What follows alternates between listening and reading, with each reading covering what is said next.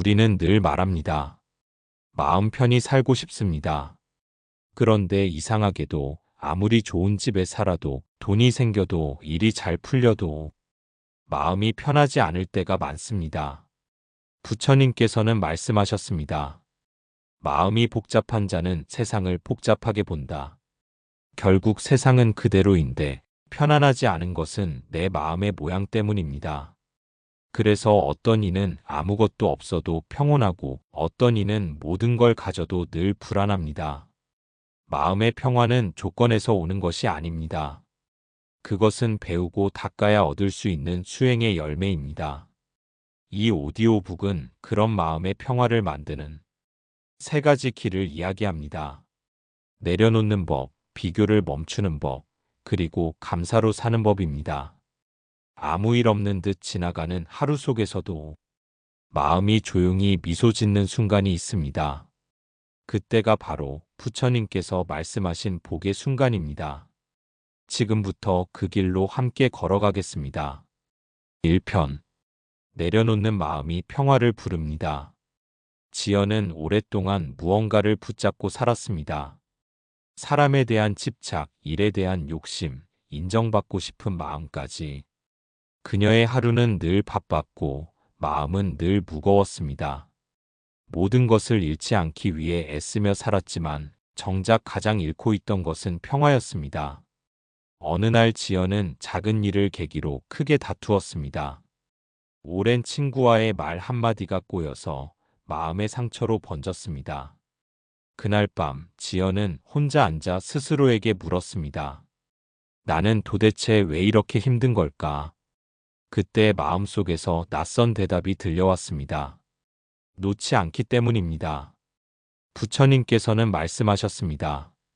모든 괴로움의 근원은 집착이다. 사람은 무엇인가를 붙잡을 때 안전해진다고 믿습니다. 그러나 그 마음이 쥐고 있는 것은 사실 안전이 아니라 두려움입니다. 지연은 그 말을 떠올리며 자신의 삶을 돌아보았습니다. 모든 관계 속에서 그녀는 늘 내가 손해보면 안 된다는 마음으로 살았습니다. 조금이라도 불리한 상황이 생기면 마음이 요동쳤고 누군가가 자신을 이해해주지 않으면 서운함이 쌓였습니다. 그 모든 감정이 내려놓지 못한 마음에서 비롯되었음을 그제야 깨달았습니다. 어느 날 지연은 과감히 마음의 결심을 했습니다. 이제는 내려놓겠습니다. 그녀는 오래 붙잡고 있던 일을 정리했고 오랜 갈등이 있던 사람에게 먼저 연락을 했습니다. 그동안 미안했습니다. 그 말 한마디를 하고 나니 가슴속에 돌덩이처럼 있던 무언가가 스르르 녹아내렸습니다. 내려놓는다는 것은 단순히 포기하는 것이 아닙니다. 집착의 끈을 끊는 용기이며 자신을 가두고 있던 벽을 허무는 일입니다. 놓을 때 비로소 여유가 생기고 여유 속에서 평화가 자랍니다. 부처님께서는 또 이렇게 말씀하셨습니다. 손을 펴야 복이 머문다. 꽉 쥔 손에는 아무것도 들어오지 않습니다. 비워야 채워지고 놓아야 평화가 찾아옵니다. 지연은 시간이 흐를수록 마음이 달라지는 걸 느꼈습니다. 예전 같으면 불안했을 상황도 이제는 그냥 웃으며 지나갈 수 있었습니다. 누가 자신을 오해해도 해명하지 않았고 잃어버린 물건에도 떠나간 사람에게도 이제는 미련이 생기지 않았습니다. 그녀는 깨달았습니다. 놓으니 평화가 생기고 비우니 복이 머물렀습니다. 삶은 쥐는 것이 아니라 흘려보내는 일입니다. 그 흐름 속에서 머무는 마음이 바로 수행입니다. 모든 인연은 다가오고 떠나며 모든 일은 생겨나고 사라집니다. 그 변화를 억지로 막으려 할 때 괴로움이 생기고 그 흐름을 받아들일 때 평화가 피어납니다. 지연은 어느 날 이런 말을 일기장에 적었습니다. 내려놓는다는 건 세상을 포기하는 게 아니라 나를 자유롭게 하는 일이다. 그녀의 하루는 여전히 바쁘지만 마음은 예전보다 한결 고요해졌습니다. 부처님 말씀처럼 잡는 마음에는 고통이 있고 놓는 마음에는 평화가 있다. 이제 지연은 알고 있습니다. 삶의 무게를 가볍게 하는 길은 더 가지는 것이 아니라 덜어내는 것입니다. 내려놓음은 해탈로 가는 첫걸음이며 마음이 가벼워질수록 복은 그 자리에 머뭅니다. 2편. 비교하지 않는 마음이 평화를 지킵니다. 지연은 한동안 마음이 한결 가벼워졌습니다. 놓는 연습을 하며 삶의 여백이 생겼고 그 여유 속에서 작은 행복들을 느낄 수 있었습니다. 그러나 어느 날부터인가 또다시 마음이 흔들리기 시작했습니다. 회사 동료가 새 차를 샀다는 말에 괜히 마음이 쓰였습니다. SNS를 열면 친구들은 여행을 가고 아이들은 좋은 학교에 다니고 누군가는 집을 사고 또 누군가는 승진을 했습니다. 그 모습을 볼 때마다 지연은 자신이 초라해지는 기분을 느꼈습니다. 나는 왜 아직 이 자리일까? 그 생각이 들기 시작하자 마음의 평화는 금세 사라졌습니다. 남의 삶을 바라보는 순간 자신의 삶이 흐려졌습니다. 부처님께서는 말씀하셨습니다. 남의 그릇을 보지 말고 자신의 마음을 살피라. 비교는 남을 평가하는 것 같지만 결국 자신을 괴롭히는 일입니다. 남보다 앞서야 한다는 생각이 생기는 순간 삶은 경쟁이 되고 마음은 끊임없이 불안해집니다. 지연은 스스로에게 묻기 시작했습니다. 나는 왜 남의 속도를 부러워하는가? 곰곰이 생각해보니 그것은 욕심이었습니다.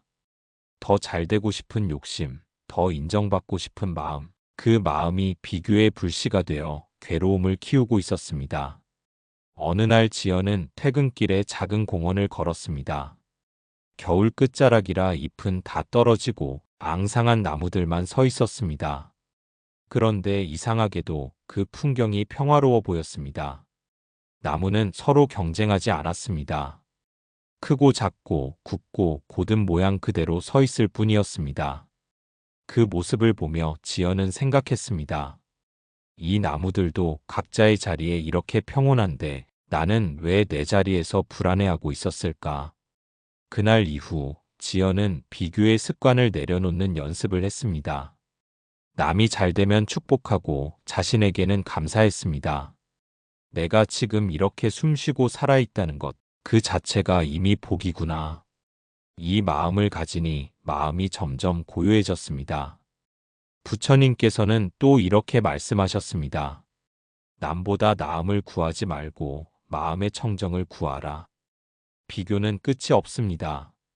비교의 눈으로 세상을 보면 늘 부족한 곳만 보이고 행복은 멀어집니다. 그러나 감사의 눈으로 세상을 보면 이미 있는 것들이 빛나기 시작합니다. 지연은 이제 남의 삶을 부러워하지 않습니다. 대신 자신의 하루를 돌아보며 말합니다. 나는 오늘도 나답게 살았습니다. 그 한마디가 마음의 평화를 가져왔습니다. 비교는 불만을 키우지만 인정은 평화를 불러옵니다. 남의 인생은 남의 길이고 내 인생은 나의 수행길입니다. 그 사실을 받아들이는 순간 삶은 훨씬 단순해지고 마음은 고요해집니다. 부처님께서는 말씀하셨습니다. 마음이 고요하면 세상도 고요하다. 지연은 이제 남의 세상을 보며 흔들리지 않습니다. 그녀의 눈에는 세상이 경쟁이 아니라 배움의 터전으로 보였습니다. 남이 잘 될수록 세상은 풍요로워지고 남이 행복할수록 자신도 함께 따뜻해졌습니다. 이제 지연은 깨달았습니다. 비교하지 않는다는 것은 남을 무시하는 것이 아니라 자신의 길을 믿는 일입니다. 그 믿음이 바로 평화의 근원이었습니다. 지연은 매일 아침 거울 앞에 서서 조용히 합장하며 이렇게 다짐합니다. 오늘은 남을 보지 않고 내 마음을 봅니다. 그 하루는 언제나 평화로이 시작되었습니다. 3편. 감사하는 마음이 복을 불러옵니다. 지연은 어느새 삶이 한결 잔잔해졌습니다. 비교의 마음을 내려놓자 불안이 사라지고 남을 바라보던 시선이 자신에게로 돌아왔습니다. 그때부터 지연은 마음의 또 다른 수행을 시작했습니다. 그것은 감사를 배우는 일이었습니다. 예전에 지연은 늘 부족함을 먼저 봤습니다. 조금 더 잘 되면 행복해질 것 같고 조금 더 채워지면 마음이 편할 줄 알았습니다. 그러나 그 끝에는 늘 허전함이 남았습니다. 채워도 채워지지 않는 마음, 그것이 바로 불만의 습관이었습니다. 부처님께서는 말씀하셨습니다. 감사할 줄 아는 이는 이미 복을 지은 자다. 이 말이 지연의 마음을 깊이 울렸습니다. 그녀는 생각했습니다. 내가 불행했던 이유는 가진 게 적어서가 아니라 감사할 줄 몰랐기 때문이구나. 그날부터 지연은 작은 일에도 감사하기 시작했습니다. 따뜻한 밥 한 그릇에도, 편안히 누울 수 있는 잠자리에도, 아침마다 떠오르는 햇살에도 고개를 숙였습니다. 이것도 복이구나. 그 말을 자주 되뇌다 보니 하루가 전보다 훨씬 고요하고 부드러워졌습니다. 감사는 마음을 맑게 하는 향기입니다. 불만은 마음을 탁하게 만들지만 감사는 마음의 빛을 불러옵니다. 그 빛이 밝아질수록 세상은 따뜻하게 보이고 사람은 고마워집니다. 지연은 예전에 자신이 미워했던 사람조차 이제는 연민의 눈으로 바라볼 수 있게 되었습니다. 그 또한 자신에게 배움을 준 인연이었음을 깨달았습니다. 감사의 마음은 미움을 녹이고 상처를 치유하며 인연을 정화시켰습니다. 어느 날 지연은 회사 후배가 불평을 늘어놓는 것을 들었습니다. 왜 나만 이런 일을 맡아야 하죠? 그 말을 듣는 순간 지연은 예전의 자신을 보는 듯 했습니다. 그녀는 조용히 미소 지으며 말했습니다. 나도 그랬어요. 그런데 그 일 덕분에 지금의 내가 있었습니다.